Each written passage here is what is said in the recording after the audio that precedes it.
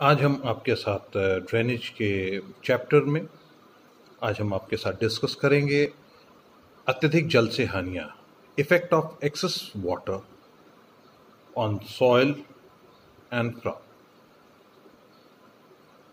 पहला इसमें first point है कि मृदा से वायु संचार में बाधा होती है, हिंड्रेंस इन एयरेशन। जैसा कि हमारा पहले भी हम आपको बता चुके हैं फर्स्ट ईयर में कि चार कणों के बीच के स्थान को पोर स्पेस कहते हैं, और इन पोर स्पेस के अंदर वायु और पानी दोनों रहते हैं। कभी अगर ज़्यादा सूखा पड़ गया तो उसमें वायु की मात्रा बढ़ जाती है, और जब बारिश होती है तो उसमें वायु उसमें से निकल जाती है और उसमें पानी भर जाता है। आप एक ग्लास ले लीजिए, ग्लास को आप खाली करिए तो उसके अंदर वायु है। जैसे जैसे आप पानी भरते जाएंगे वायु निकलती जाएगी और उसकी जगह पानी जगह लेता जाएगा। उसी तरीके से जब उसमें से हम पानी निकालते हैं तो उसकी जगह वायु लेती जाएगी। उस ग्लास के अंदर या तो पानी होगा या वायु होगा या दोनों हो सकते हैं। तो उसी तरह से रंध्रावकाश में जब पानी की अधिकता, मॉइस्चर की, नमी की अधिकता हो जाती है तो वायु का संचार, जो कि जड़ों के उत्तम वृद्धि के लिए अनिवार्य होता है, उसमें से वायु निकल जाने की वजह से वायु का संचार बाधित होता है। पौधों की बढ़वार के लिए जो एरेशन की आवश्यकता होती है, ऑक्सीजन की आवश्यकता होती है, वो नहीं हो पाती है। और अधिक पानी की वजह से जो जीवाणु होते हैं, जो बेनिफिशियल हमारे माइक्रो ऑर्गेनिजम्स सॉइल के अंदर पाए जाते हैं, प्रॉपर एयर ना मिलने की वजह से उनको, वो जीवित रहने में उनको दिक्कत होती है। पौधों की जड़ों को शोषण में प्रॉब्लम होती है, और जब तक प्रॉपर एयर ना मिले तो पौधों की एक तरह से सीधी सी एक दूसरे भाषा में कहें कि अधिक नमी के परिणाम स्वरूप पौधों की वृद्धि पे प्रतिकूल प्रभाव पड़ता है। और साथ ही कभी कभी फसल पीली पड़ जाती है और नष्ट हो जाती है, और ऑक्सीजन की कमी से सक्रिय जल अवशोषण एवं पोषक तत्वों का अवशोषण बहुत कम हो जाता है, क्योंकि वो रिएक्ट करके उनको इस योग्य बनती है कि वो अवशोषित किए जा सके, और ऑक्सीजन की कमी में वो ऑक्सीडेशन ना होने की वजह से उनका अवशोषण अवरुद्ध होता है। दूसरा, मृदा के ताप का कम होना, लो टेम्परेचर ऑफ सॉइल। जब कभी भी आप इस चीज को महसूस करिए, अगर आप पानी के अंदर आप रहते हैं, लगातार आप पानी में रहते हैं, तो आपकी बॉडी धीरे धीरे करके ठंडी पड़ने लगती है। यानी कि आपकी स्किन, आप स्वयं को महसूस करेंगे कि आप अपने आप को ठंडा पाते हैं, और आपके अंदर का ब्लड आपको गर्म करने में, आपकी बॉडी को गर्म करने में उसका इस्तेमाल करता है, और आप कुछ हद तक अपने आप को गर्म पाते हैं। लेकिन अगर ज़्यादा देर तक अगर आप पानी के अंदर रहेंगे तो आपके बॉडी जो है ठंडी होती है। उसी तरीके से ज़मीन की, मृदा की जो के अंदर एक्सेस वाटर होने की वजह से, उसमें पानी ज़्यादा होने की वजह से मृदा का तापमान गिरने लगता है। मृदा का तापमान, भूमि ठंडी होने लगती है, और जिसकी वजह से बीजों का अंकुरण और पौधों का बढ़ना अच्छा नहीं होता।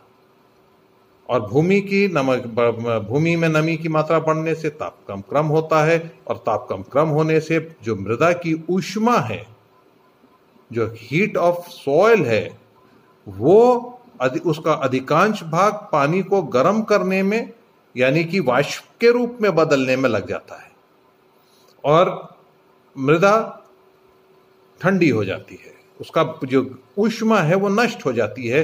वाष्पीकरण में करने के चक्कर में वो सॉइल को, वाटर को, जो एक्सेस वाटर है उसको इवेपोरेट करने में उसकी ऊष्मा नष्ट हो जाती है और मृदा ठंडी हो जाती है। थर्ड है लाभदायक जीवाणुओं के कार्यों में बाधा, hindrance in the activity of beneficial bacteria. Beneficial bacteria यानी कि जो हमारे प्रोटोजोआज हैं, हमारे नेमाटोड्स हैं, जो कि उसमें बेनिफिशियल, जैसे कि राइजोम्स को अब आप कह लिए राइजोबियम, जो कि पी के अंदर पाया जाता है, एजोटोबैक्टर्स हैं। तो ये जो है, ये बैक्टीरिया जो बेनिफिशियल बैक्टीरिया होते हैं, उनका सुचारू रूप से कार्य करने के लिए भूमि में पर्याप्त वायु और उचित तापक्रम का आवश्यक होना जरूरी है। लेकिन पानी की अधिकता की वजह से ना वायु मिलती है, ना प्रॉपर टेम्परेचर प्राप्त कर पाते हैं ये बेनिफिशियल बैक्टीरिया, जिसकी वजह से उनके कार्य में हिंड्रेंस उत्पन्न हो जाता है, उनकी एक्टिविटीज स्लो हो जाती हैं। जब उनकी एक्टिविटीज स्लो हो जाती हैं तो उनसे मिलने वाले बेनिफिट जो कि प्लांट को मिलना चाहिए वो प्लांट को नहीं मिल पाता है, और उससे प्लांट की ग्रोथ थोड़ी बहुत अफेक्टेड होती है। जैसे कि हम जानते हैं नाइट्रोजन फिक्सिंग बैक्टीरियाज हैं, एजोटोबैक्टर्स हैं, नाइट्रोजन फिक्सेशन है, ये सब जो एक्टिविटीज हैं ये सॉइल के अंदर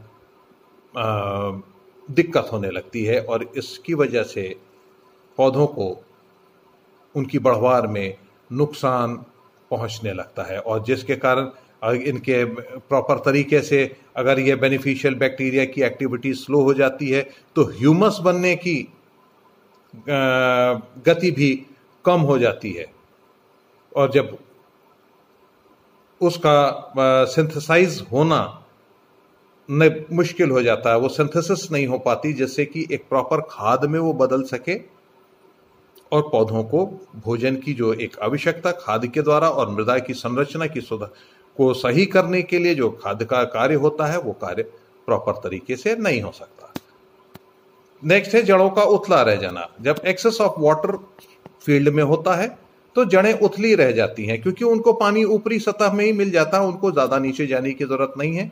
वो उथली ही सतह पर रह करके वो अपने पानी का वो कर लेती हैं, जिसकी वजह से पौधों के पास अपने आप को स्टेबल रखने की वजह नहीं बन पाती, क्योंकि उनकी जड़ें दुर्बल हो जाती है। वो नीचे तक जाती हैं तो पौधे खड़े रहते हैं भूमि में और किसी भी परिस्थिति को झेलने में सक्षम होते हैं, लेकिन अगर जड़ें उथली हैं, कमजोर हैं और साथ ही तेज हवा को झेलने में वो सफल नहीं हो सकती, पौधे गिर जाएंगे और नष्ट हो जाएंगे।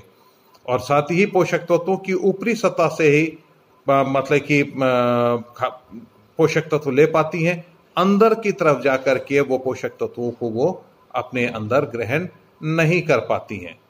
नेक्स्ट, आपका घुलनशील लवणों का भूमि की ऊपरी सतह पर एकत्रित हो जाना, accumulation of soluble salts on the surface of soil. होता क्या है कि जब हम एक्सेस, हमारे पास वाटर ड्रेनेज अगर प्रॉपर नहीं है और एक्सेस ऑफ वाटर अगर वहां पर हमारे खेत में है और ड्रेनेज ना होने की वजह से इवेपोरेशन होगा तो जो सॉइल है वो अपर सरफेस के ऊपर लगा रह जाएगा वो और क्योंकि दो तरीके से ड्रेनेज हुआ, एक तो परकोलेशन के थ्रू और एक ड्रेन आउट के थ्रू। परकोलेशन का मतलब downward movement of water, percolation नहीं है और ड्रेन आउट नहीं हो रहा है तो इवेपोरेशन के थ्रू सॉल्ट ऊपरी सतह के ऊपर रह जाता है, जो कि पौधों के लिए एक लीदल इफेक्ट को वो प्रोड्यूस करता है। नेक्स्ट, जुताई बुआई में पिछड़ जाना।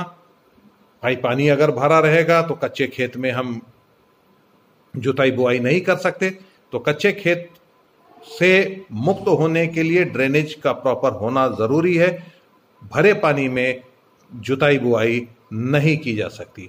नेक्स्ट, दलदल होना, पडलिंग। बराबर अगर खेत में पानी लगा हुआ है तो वो भूमि दलदली हो जाएगी और वो किसी भी कार्य के योग्य नहीं होगी, और भूमि जब सूखती है तो बहुत ज्यादा ठोस हो जाएगी। पोषक तत्वों का ह्रास अधिक जल की वजह से और नाइट्रोजन, कैल्शियम, मैग्नीशियम, पोटेशियम का जो है वो लीच डाउन हो जाते हैं, वो सारे के सारे पानी के भूमि के नीचे जाकर के लीचिंग के थ्रू वो नष्ट हो जाते हैं। और साथ ही मृदा में अधिक नमी के कारण ऑक्सीजन की कमी होने से अवायुई जीवाणु जो नाइट्रोजन और नाइट्रेट या उनका फिक्सेशन करते हैं वो खत्म होने लगते हैं। अभी मैंने आपके पहले उसमें बताया था, एक्टिविटीज ऑफ बेनिफिशियल बैक्टीरिया, इन जीवाणुओं की कमी होने लगती है एक्सेस ऑफ वाटर से। तो जो भी नाइट्रोजन का उपस्थिति इन जीवाणुओं के रहने से होती है, इन बैक्टीरियाज के रहने की वजह से होनी चाहिए थी, इसका भी ह्रास होने लगता है, क्योंकि नाइट्रोजन एक पोषक तत्व है, उसका ह्रास इन जीवाणुओं की प्रॉपर उपस्थिति, प्रॉपर तरीके से एक्टिवेट ना होने की वजह से नुकसान में आ जाता है। और उसके बाद लास्ट है जल जमाव की स्थिति। जल जमाव की स्थिति में मिट्टी में कार्बन डाइऑक्साइड बहुत अधिक हो जाती है, जिसके कारण पौधों के विभिन्न भाग में जल का संचार कम होने लगता है। अतः अधिक जल रहने पर भी पौधे जल की कमी महसूस करने लगते हैं, क्योंकि पौधे हाई कार्बन डाइऑक्साइड की उपस्थिति की वजह से जल को अपने अंदर एब्जॉर्ब नहीं कर पाते, संचार कम होने लगता है, तो पौधे पानी रहते हुए भी पौधों को पानी की कमी का एहसास होने लगता है। आज के लिए इतना काफी। कल हम आपको बताएंगे एडवांटेजेस ऑफ ड्रेन।